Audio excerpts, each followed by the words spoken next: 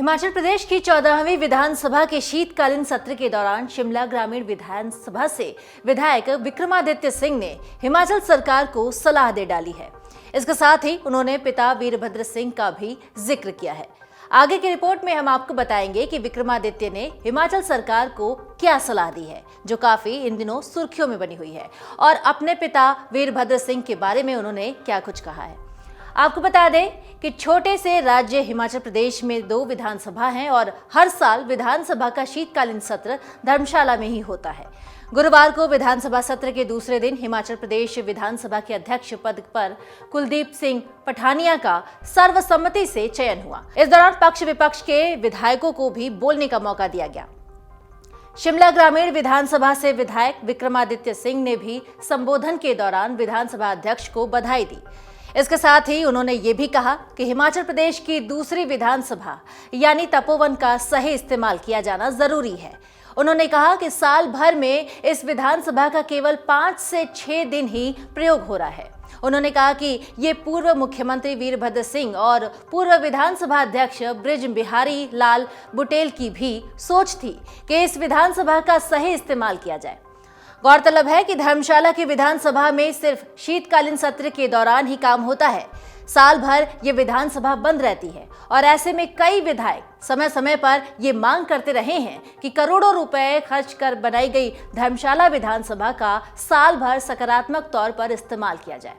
आपको बता दें कि साल 2017 विधानसभा चुनाव के बाद प्रोटेम स्पीकर बनाए गए बीजेपी के वरिष्ठ नेता रमेश धवाला ने भी तपोवन स्थित विधानसभा को सफेद हाथी करार दिया था। उन्होंने भी इस विधानसभा का साल भर इस्तेमाल किए जाने की बात पर जोर दिया था। धवाला के अलावा भी कई बड़े नेता तपोवन स्थित विधानसभा का सकारात्मक इस्तेमाल करने पर जोर देते रहे हैं। आपको बता दें कि इस विधानसभा को क्षेत्रीय समीकरण साधने के लिए 15 फरवरी 2006 को तत्कालीन वीरभद्र सरकार ने बनाया था। आपको बता दें कि इससे पहले कांग्रेस अध्यक्ष प्रतिभा सिंह ने मुख्यमंत्री के पद पर मजबूत दावेदारी पेश की थी। उन्होंने कहा था कि हिमाचल प्रदेश विधानसभा चुनाव में वीरभद्र सिंह के नाम और काम पर वोट मांगे गए हैं। जनता ने वीरभद्र सिंह के विकास मॉडल पर कांग्रेस को सत्ता मिलाया है। उन्होंने कहा कि आला कमान भी इस बात को जानता है और मुख्यमंत्री पद पर विचार करते हुए आला कमान इस बात को नजरअंदाज नहीं करेगा। हालांकि पार्टी ने सुखविंदर सिंह सुक्खू को मुख्यमंत्री का पदभार दिया है और ऐसे में सवाल उठता है कि क्या विक्रमादित्य सिंह किसी बात को लेकर सरकार से नाराज चल रहे हैं, जिसके चलते उन्होंने सुखविंदर सिंह सुक्खू सरकार को ये सलाह दे डाली है। क्या हिमाचल कांग्रेस के अंदर गुटबाजी हो रही है, वो भी ऐसे समय में जब बीजेपी की लोटस मिशन हमेशा एक्टिव ही रहती है।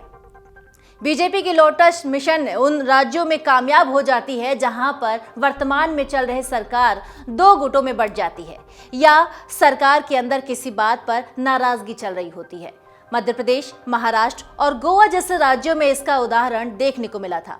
अब आपको बता देते हैं कि प्रतिभा सिंह सीएम पद की उम्मीदवारी में आगे चल रही थी, जो एकदम से कैसे पीछे हो गई और सुखविंदर सिंह सुक्खू सीएम बन गए। राज्य की 68 सदस्यीय विधानसभा में कांग्रेस के पास 40 विधायक हैं। सुखविंदर सिंह सुक्खू को हिमाचल की कमान दिए जाने के कई कारण हैं, जिसमें सबसे पहला कारण है संख्या बल।